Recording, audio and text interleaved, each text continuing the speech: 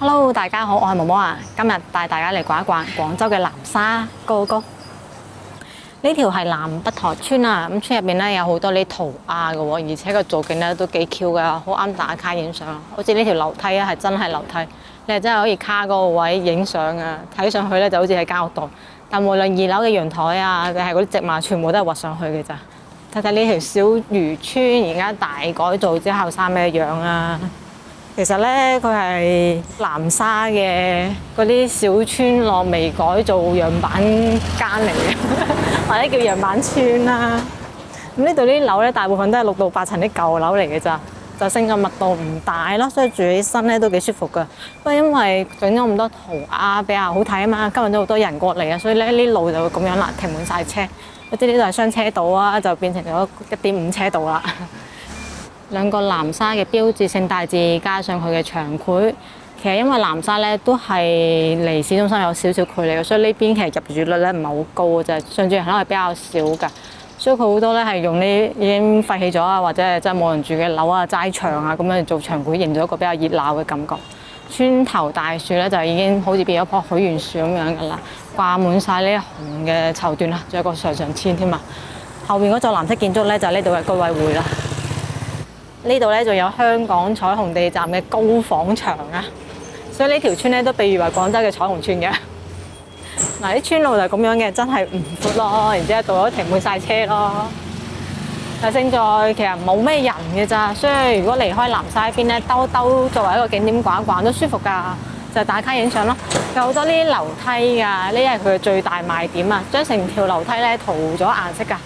呢條咧就係以鯨魚啊、海洋啊為做主題嘅一個好藍色嘅樓梯，咁有個比較而家大眾化嘅標語啦，我在南沙等你，都 OK 好睇嘅，而且唔會好殘舊啊呢個塗鴉。壁畫畫嘅咧係虎門銷煙啊，仲有其他唔同嘅主題嘅壁畫，關於以前啲舊式嘅小漁村嘅壁畫啦，各種各樣。但畫得再靚咧，都阻止唔到前面停咗咁多車呢個事實㗎。所以咧過嚟呢邊就自駕會有少少停車困難嘅，打車嚟啦，比較方便啦。咁因為南沙比較大嘅，喺呢頭玩啊，呢頭揾嘢食啊，都係建議打車會方便一啲嘅咯。仲有展示依家啲新嘅建築啊，2019年嗰時開始搞嘅，咁而家就靠呢幾條樓梯同埋嗰啲繪畫壁畫咁樣形成咗一個比較新式嘅漁村啦。咁前面呢一個南紅路嘅呢條樓梯咧，就係呢條村嘅 C 位景點啦，係一個彩虹樓梯嚟嘅，咁樣嘅由紅色開始漸變到上面嘅藍色㗎，都幾好睇㗎。係咪真係好少遊客咧？而家係周末嚟細細睇一睇呢啲牆繪啊，都幾 Q 㗎，畫咗啲秋千啊、啲公園長椅啊、盆景啊，連啲磚牆效果都係畫上去㗎。就咁樣嘅，佢係冇點樣特別翻新過㗎，就真係直接上色嚟做牆繪，所以個質感咧唔會太假嘅。啲樓都仲係舊樓嚟㗎，咁係一座類似依山而建嘅小村落咯，係要上落樓梯，係有坡度嘅。咁曾經南沙咧話要搞汽車事業啦，嗰陣時係佢嘅樓價巔峰啦，即係2021年左右。依家咧就基本上叫斬盤㗎咯。嗱，好多唔同嘅牆繪㗎，呢個好可愛啊，好似12生肖咁樣，每嚿磚都畫咗唔同嘅動物啊，幾 Q 啊！一個唔小心掛住睇咧，就好容易行咗入去人哋呢啲人嘅屋企㗎啦。呢個咧係呢戶居民自己畫嘅畫，話要同呢啲畫合照嘅話咧係需要收費嘅噃。呢個係一個繪畫工作室嚟嘅。嗱，收費標準下邊個綠色牌有寫嘅，呢個幾得意嘅設定啊！咁行喺路中間咧，係會有少少嘅意味嘅，因為係一條好普通嘅村落。咁有好多嘅呢啲流浪嘅小貓貓嘅，有啲係照顧得比較好，有啲就照顧得麻麻地咯。餵貓貓記得就餵翻啲正常少少嘅貓糧咯。佢哋唔食得呢大甜啊、大鹹嘅嘢㗎。嗱，咁樣個小山坡上面嘅小村落。嗱，呢度啲斜坡咧就咁斜㗎啦，起碼都有個30-40度咁斜㗎啦。而且咧都時不時會有啲工程㗎，因為附近住嘅真係本地居民嚟嘅咋。咁大部分咧都係嗰啲本地嘅老人家，少量咧係租俾啲後生仔中意揾呢種小清新啊，比較有呢種逃離城市嘅感覺嘅人咯。佢又反而好少話咖啡店嗰種啊，都係啲士多仔啊、啲小餐館咁樣為主嘅咋。行到呢度咧，見到幅牆繪啊，係叮當同埋大雄嘅。哇！呢啲樓就真係夠晒舊啦。呢個係賣水嘅鋪頭啊，不過係畫上去嘅咋。啲水3蚊紙啊，俾咗佢都唔會俾到水你㗎。好可愛啊！呢個係人哋屋企門口嘅一個類似延伸區域咁嘅嘢啦。花台路嘅呢條樓梯咧就畫咗好多花喺上面㗎，仲有啲兔仔咁樣嘅，都幾襯花台路呢個名㗎。呢度咧係南北台大街3行啊，綠色嘅小清新風格。呢個電動車修理店嘅牆繪咧都好應景啦，佢真係一間整車嘅鋪頭嚟嘅。有啲好新型嘅磚屋啊，你睇幾 Q 啊！塞咗個輪胎入去啦，仲會將咧磚啊打旋咁樣砌個回形陽台出嚟嘅，好得意啊！幾新穎啊，幾 Q 啊！村入邊咧係有好多好多嘅水果樹啊，呢棵咧係黃皮樹啊，結滿晒果啊！哇，好近啊，拎都拎到啦，清！但係千祈唔好行村陣時攞人哋啲果實食喎，隨便摘人哋嘅嘢嚟食啊，分分鐘俾人收100-200蚊一粒㗎。逛完咗南北台村，我哋依家咧就嚟到咗南沙遊艇會啦。哇！門口擺咗好大隻舊式嘅遊艇喺度啊，擺喺塊草皮上面嘅，個環境都幾高級幾靚㗎。其實呢個遊艇會總佔地面積咧有成17萬平方米㗎。當然有13萬平方米咧，係佢嘅港池區域啊。綠色植物咧係比較多嘅，所以行喺呢度咧係唔覺得曬㗎噃。沿途咧種咗好多雞蛋花樹嘅，已經開晒花㗎啦，聞到香味嘅。好多人會揀喺遊艇會呢度結婚嘅喎。嗱，呢個係戶外搞嘅婚禮啊，都幾好景幾好 feel 嘅，就係今日天氣有啲太熱啦。遊艇會其實起得幾靚嘅，呢個咧係餐廳啊，紅桃堡宴會廳，好歐式嗰種風格。之後咧就一條好闊嘅路啦，之後咧就會見到海。咁左邊嘅呢條橋咧就係虎門大橋啦。咁喺呢個對出嘅海域咧，其實已經見到有好多嘅泊位噶啦。嗱，停咗有唔少嘅遊艇嘅，寫咗 number 咯，有啲船身咧印咗佢所屬嘅老闆嘅名或者係公司名啦，都幾好景嘅。睇下海啊嘛，夠晒闊落啦。呢度咧係2011年就整好咗噶啦。係內地首家英國 TYHA 5金茅認證標準嘅遊艇會嚟㗎，所以都幾高檔次嘅。嗱，成個主體咧係咁樣嘅。啱先嗰個宴會廳擰轉嚟呢邊嘅入口咧就係咁樣，好宏偉嗰個城堡外牆啊，吸引咗好多人嚟打卡㗎，真係好歐式 feel 啊！中心廣場呢度咧有3座舊嘅虎門炮台嘅展示㗎，所以好正啊，景觀好開闊㗎。呢度咧係石澳風情街啊，咁佢嗰啲建築啊上面有好多嘅藤蔓咁樣嘅，所以都幾有 feel 嘅，唔會伸得嚟太假嘅。咁睇得出啦，遊艇會嘅外側咧，停咗好多嘅遊艇嘅，仲有呢啲貨船喺度㗎。咁再前面少少咧，見到有好多高樓大廈嘅喺度賣緊嗰啲樓啊。咁巔峰時期咧係去到差唔多4萬蚊一房，咁依家咧對半斬就得返1.2萬咯，都抵玩嘅。自住比較好咯，如果諗住租到回本就比較麻煩啦。仲有啲海上體驗活動嘅，租遊艇嘅話咧，大概就係百零蚊一個人。咁有啲咧係可以現場約嘅，有啲咧就要提前約定嘅。有唔同嘅艇可以揀㗎。仲有得玩海釣添啊，就288蚊3個鐘，每個人嘅收費下。呢條風情街都幾長下㗎，喺呢度咧會見到有唔少嘅靚女㗎。咁啊，如果喺呢頭住最後一晚啊，或者啱落地，未想咁快急住入市區嘅話，可以嚟逛一逛㗎。都好多嘢食啊，好多餐廳啊，好多嘢睇啊，唔少嘅打卡點啊，都幾好，舒服嘅，唔嘈雜。就算係週末啊，都係咁樣嘅人流量嘅咋，真係夠晒塔跳啊！咁佢有遮陽傘，而且呢個建築咧夠大，所以咧係唔會覺得曬㗎。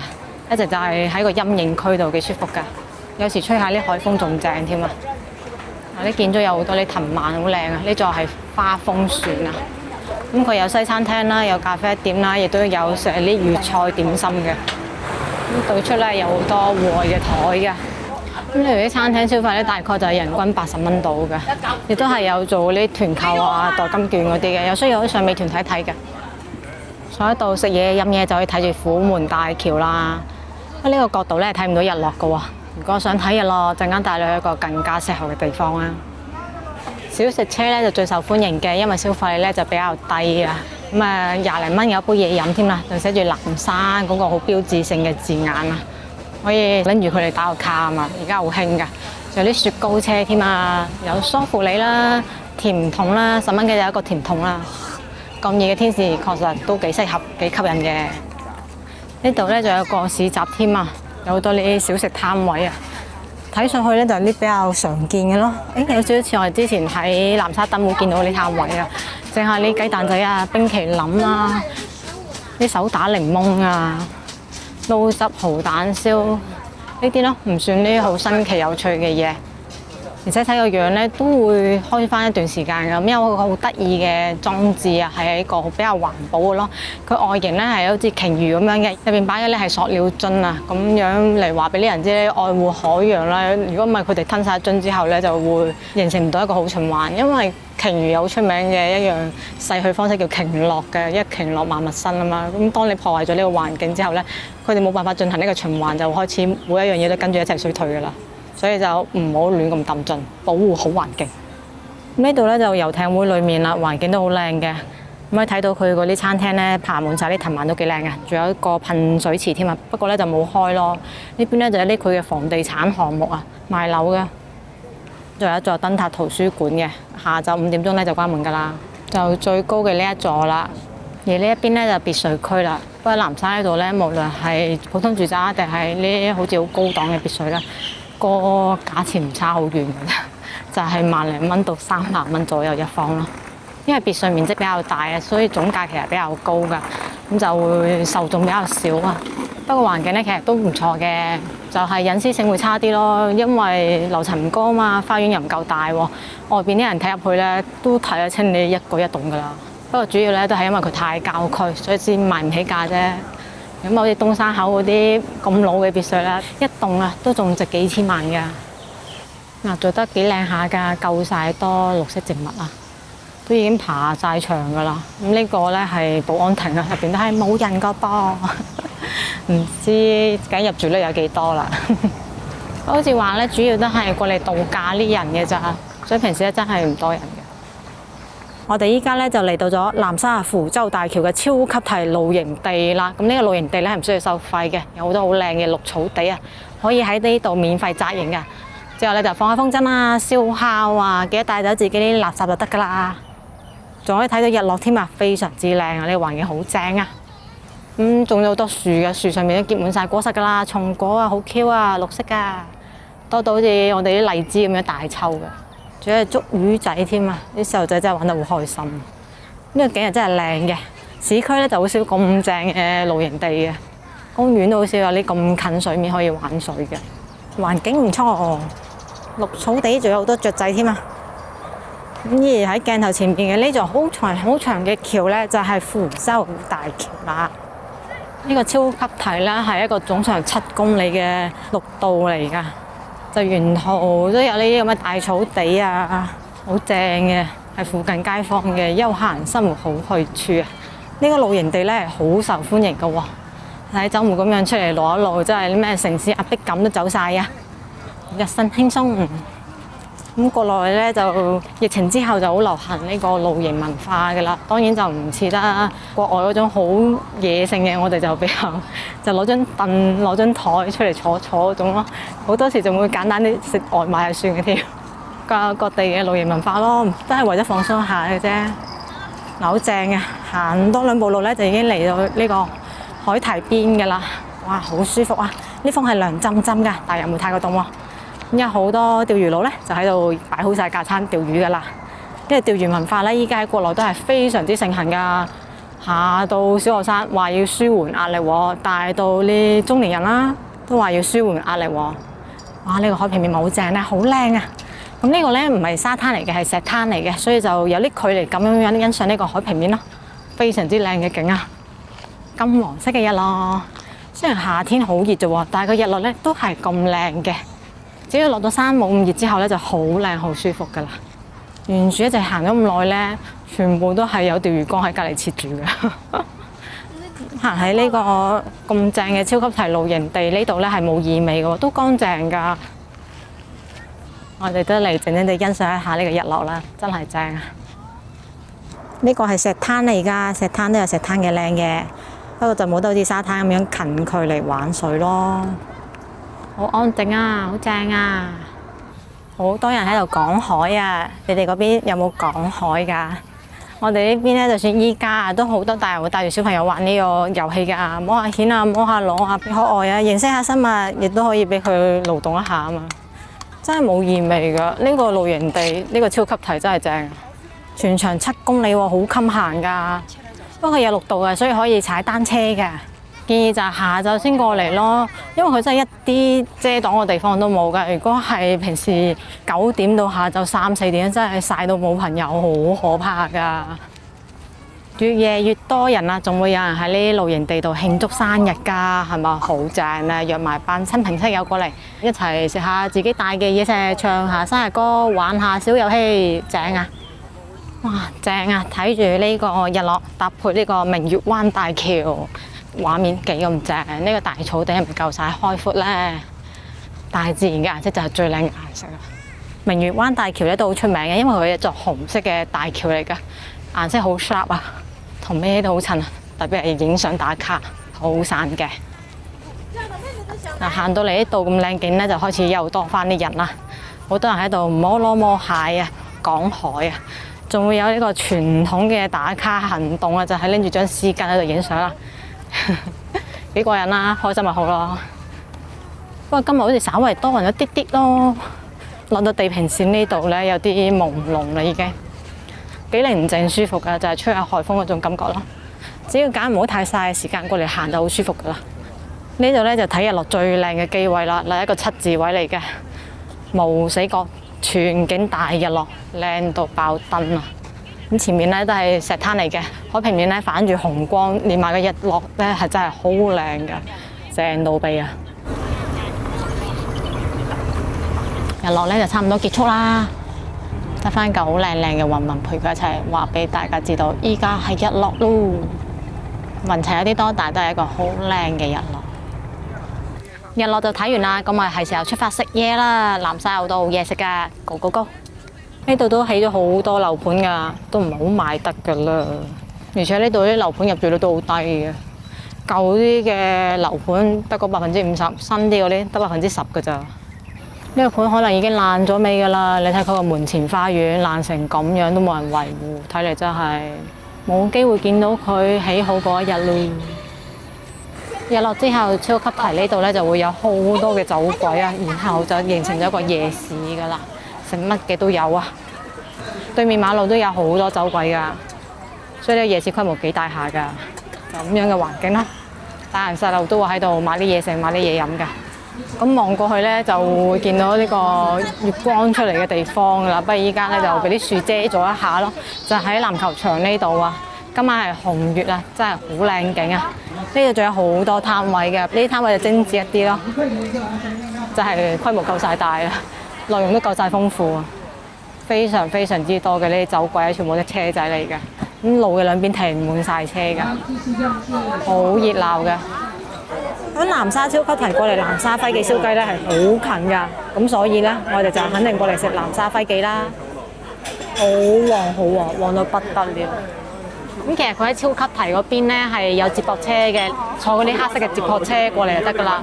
車身咧係有印咗一個手機號碼㗎。咁就唔使話打車啊，或者係開車過嚟麻煩㗎啦。成日咧就有觀眾話我哋派啲餐廳冇人食嘅，係咪做妹啊？講真啦，我真係錯峰出嚟食飯咋。呢啲就正食飯時間嚟嘅情況啦，就咁得人驚啦。呢間南沙輝記燒雞咧，我哋對上嗰次食冇幾耐之前嘅咋。兩個係咪差好遠咧？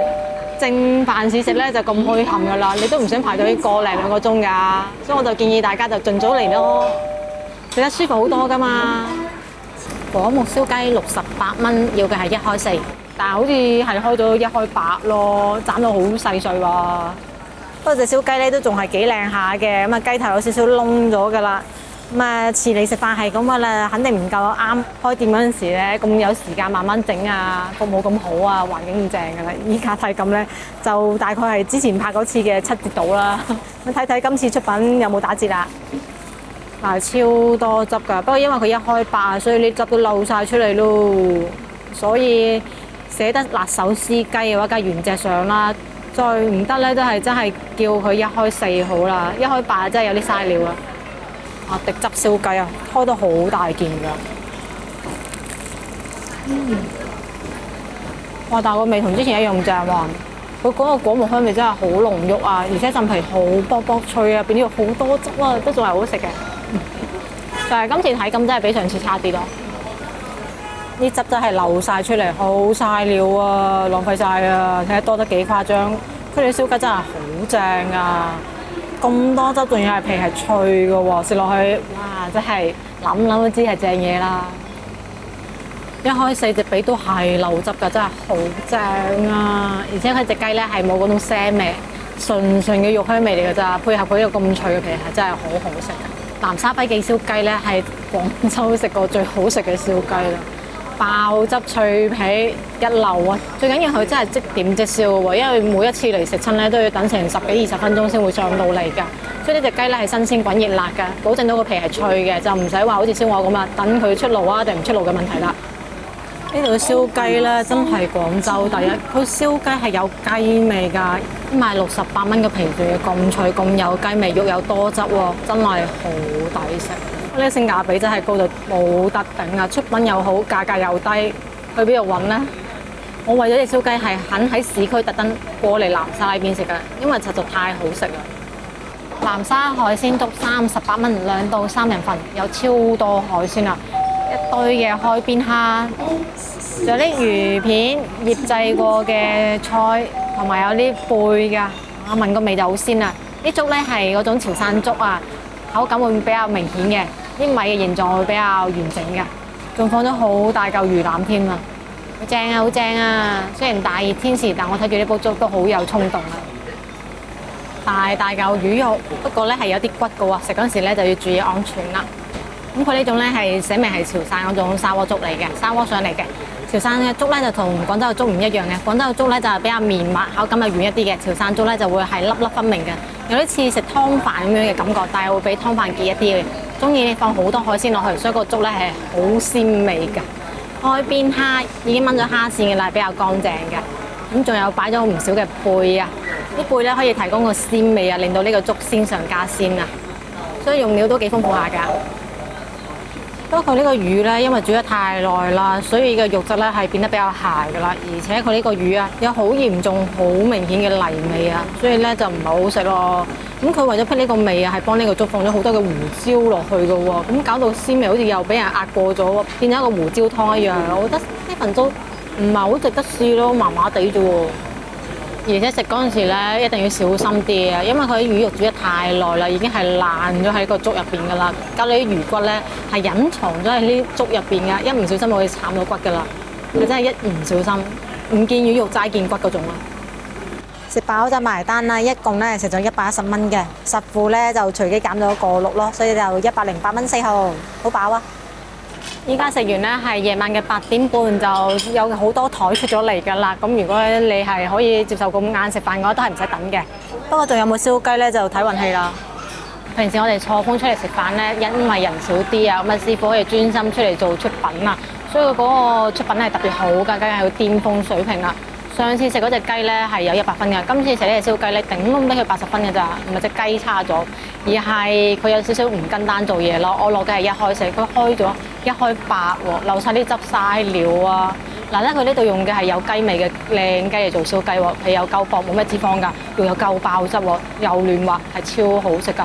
漏汁咪嘥料咯，咪頂籠俾佢80分咯。